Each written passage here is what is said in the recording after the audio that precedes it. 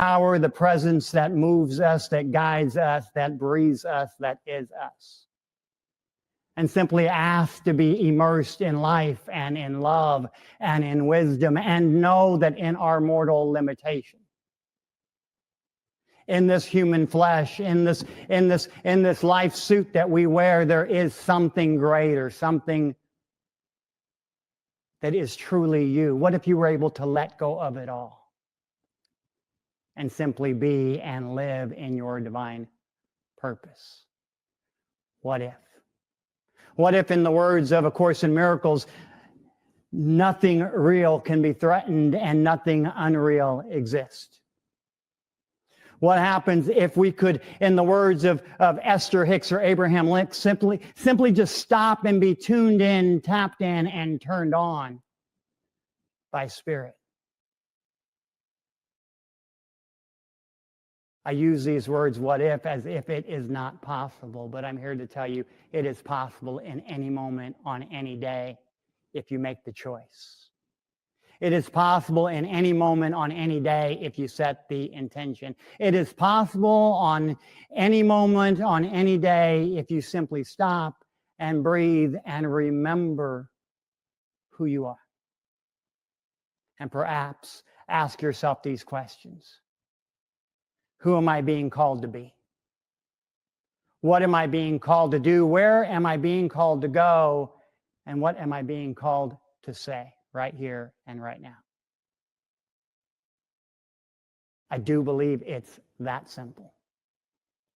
And I do believe that in this moment you can claim it for yourself as well if you haven't already.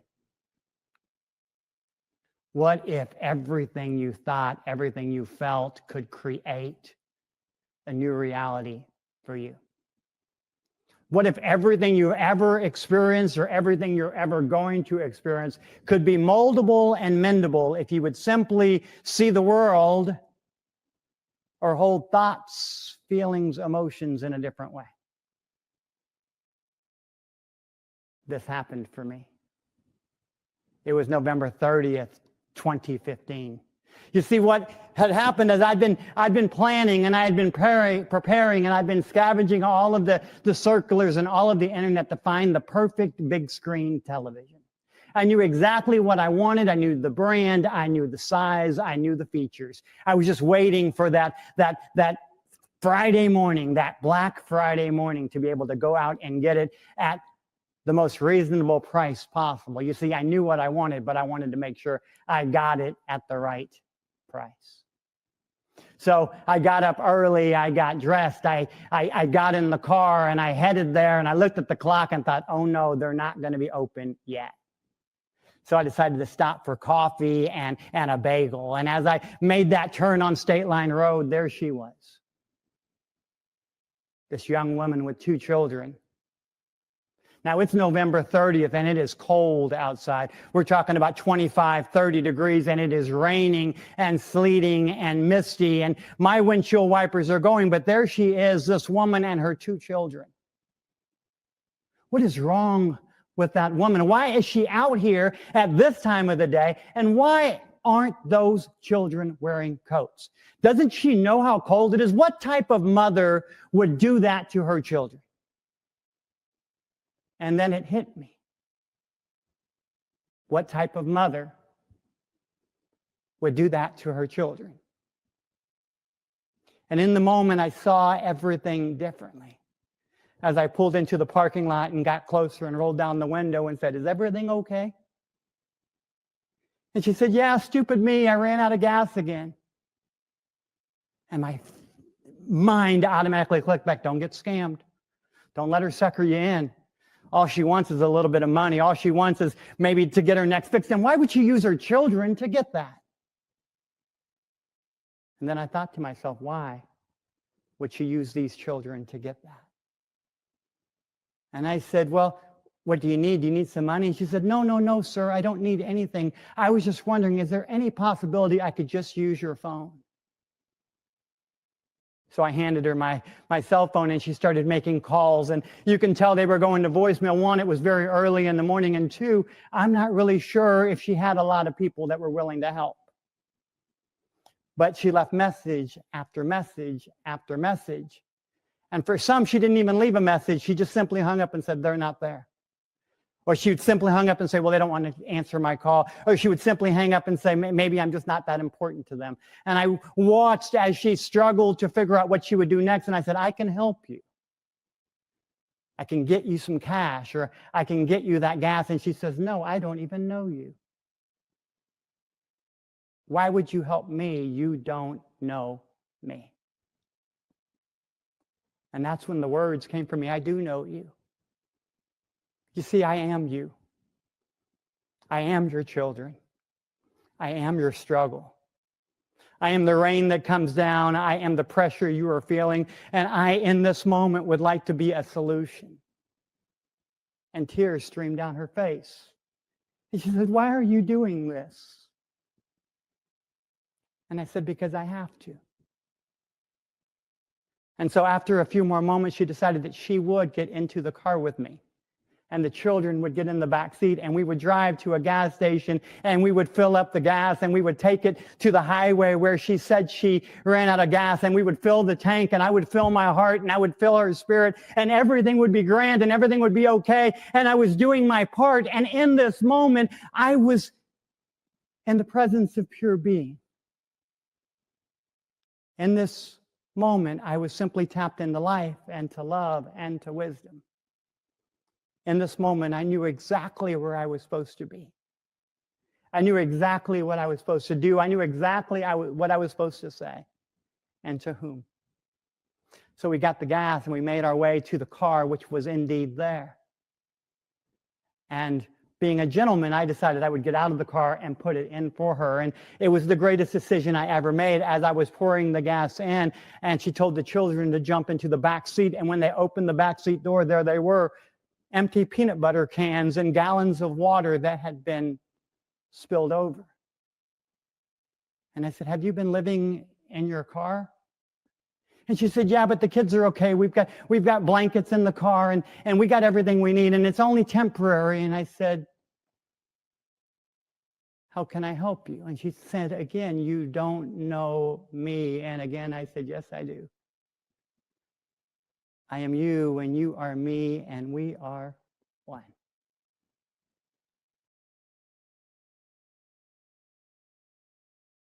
I said, if you'd be willing to follow me, I know there must be some stores open. Let's get you some things that you might need. Let's get coats for the kids, and let's get them into some fresh socks and fresh shoes, because I know they must be freezing. And she said, are you sure? And I said, yes, follow me. And we drove to the nearest shopping center, and we went inside, and we were walking through the store, and it was as if I was floating. It was as if I was touching the hem of the garment of Jesus. It was as if I was in the presence of pure being.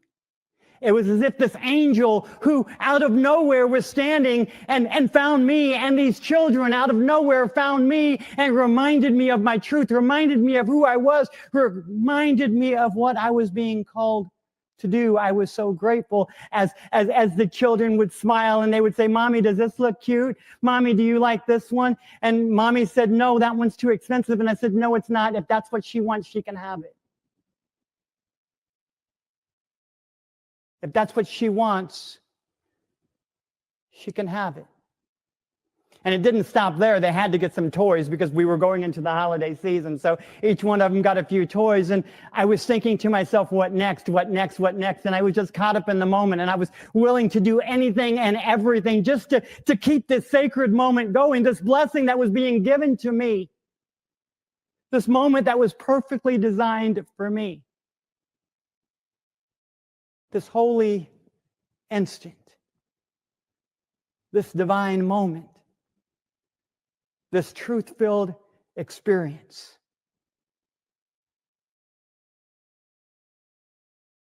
And then my phone rang.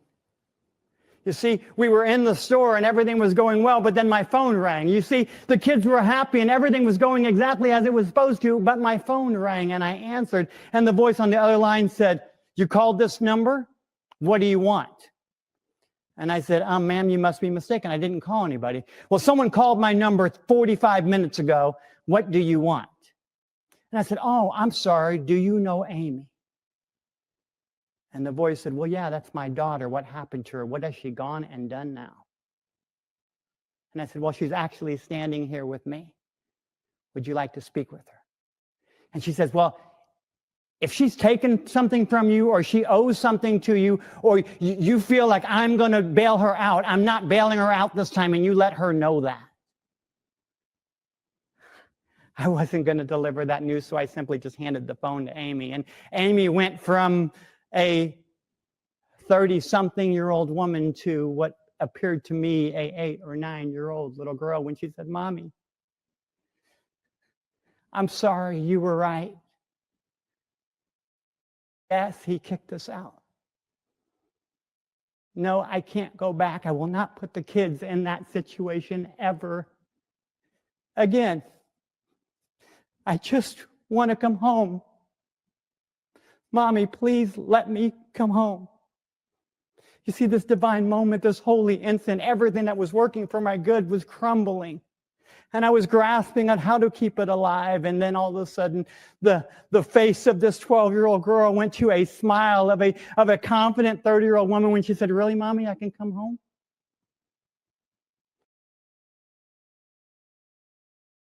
And they continued to have dialogue until she handed the phone back to me and said, my mom wants to talk to you. And I said, hello. And this voice that had talked to me earlier, did you call my number? Why are you calling me? Somebody called my phone, was just like, thank you. Thank you. Thank you. And I could only respond, thank you.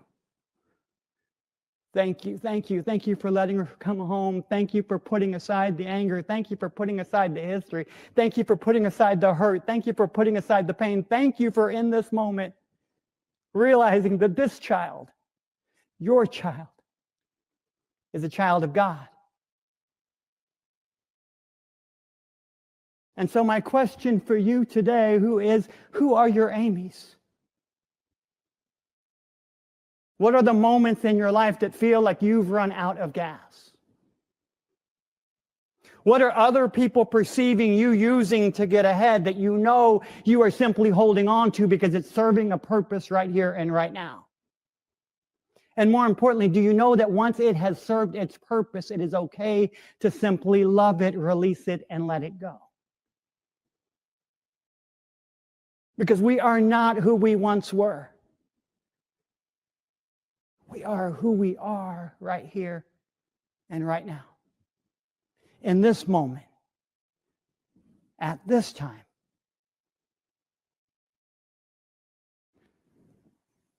What are you being called to be? Where are you being called to go? What are you being called to say? And to whom? You see, I woke up that morning with this perfect illusion that I was going to buy a big screen television, but really I awoke to the knowing that I found a bigger picture.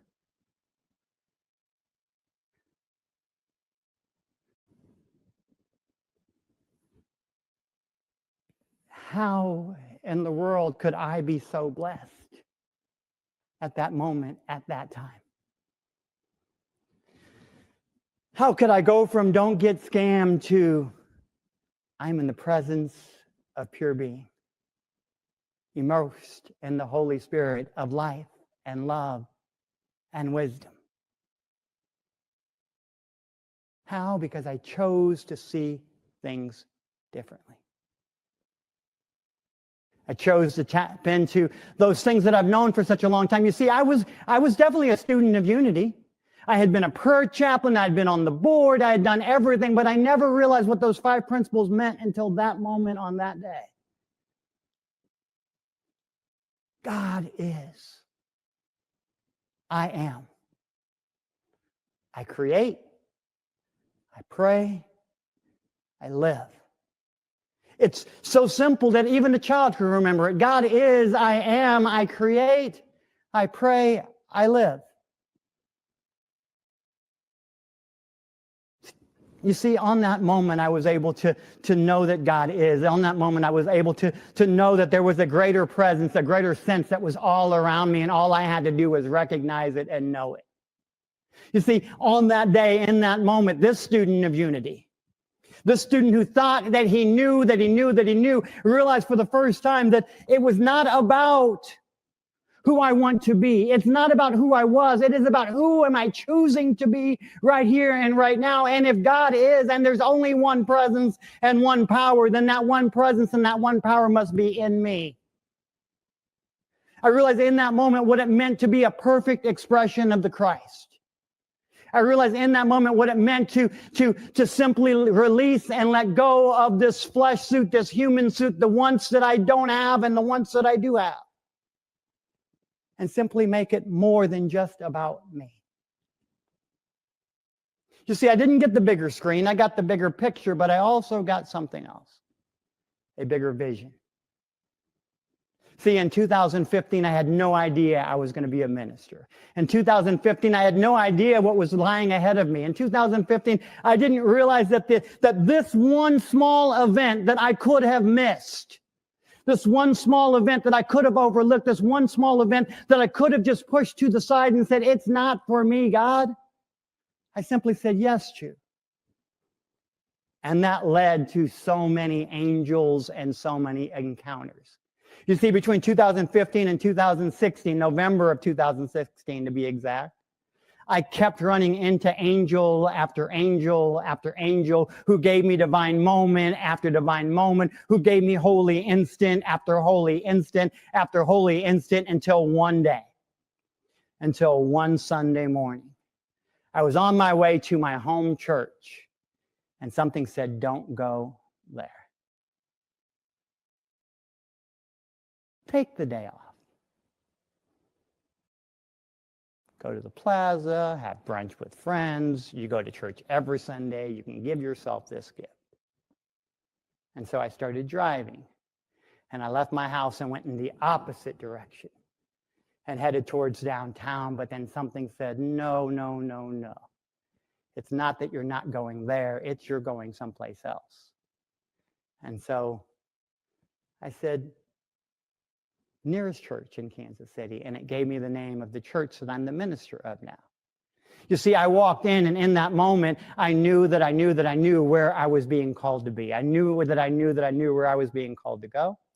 I knew that I had something to say, and I knew exactly to whom. November 2016, Unity Worldwide Ministerial Institute had already started.